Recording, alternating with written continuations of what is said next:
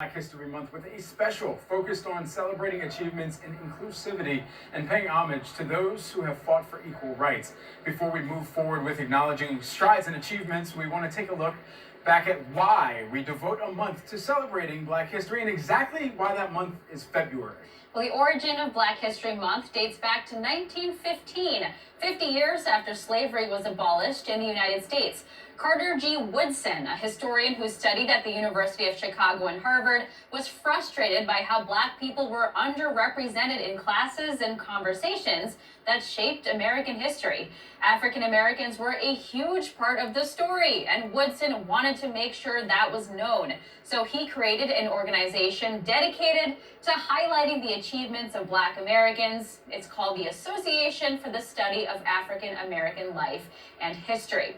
Woodson called on Black civic groups and his fraternity brothers to help push his work. In 1924, the organization launched Black History and Literature Week, which was the second week of February. February was chosen because it coincided with the birthdays of Abraham Lincoln and Frederick Douglass, two Americans who played a role in shaping Black history. Schools and communities around the country were establishing history clubs and hosting lectures and celebrations. Now, in the South, Black teachers taught Black history as a supplement to United States history.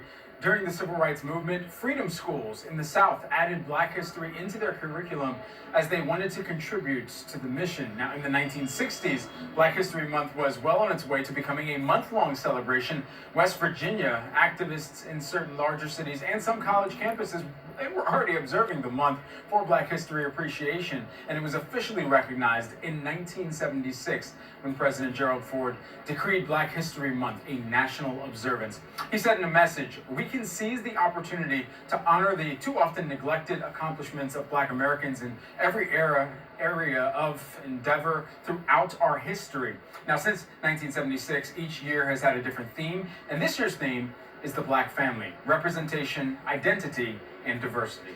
In order to be where this country is today, we must remember who paved the way and the hardships African Americans went through. There are many people to thank. The list is endless. Harriet Tubman was a fearless leader in the Underground Railroad. She helped free over 300 slaves in her lifetime. She never stopped. She fought for equality until her death. And Rosa Parks was a civil rights activist who refused to move to the back of a bus in order to let a white individual sit. Her actions led to the Montgomery bus boycott. The United States Congress has called her the First Lady of Civil Rights. And Martin Luther King Jr., known for his tireless leadership and iconic "I Have a Dream" speech, fought day and night to secure racial equality. He led the Montgomery bus boycott, which helped to fuel the civil rights movement. And Maya Angelou worked on the front lines of that movement. These civil rights figures paved the way for one of the most significant Black leaders of our time. The 44th U.S. President, Barack Obama, became the first Black president in our nation's history. And these are just a handful of the hundreds of names to be recognized. Certainly, and it leads us to look at the accomplishments over the last year. Despite turbulence and much unrest, there were many milestones and many firsts to be celebrated. Kamala Harris, Vice President Kamala Harris, I might add, shattered glass ceilings and took her place in very long lines of white men to hold the second most powerful office in the country. Harris is the first female, first Black, and first Asian American U.S. Vice President.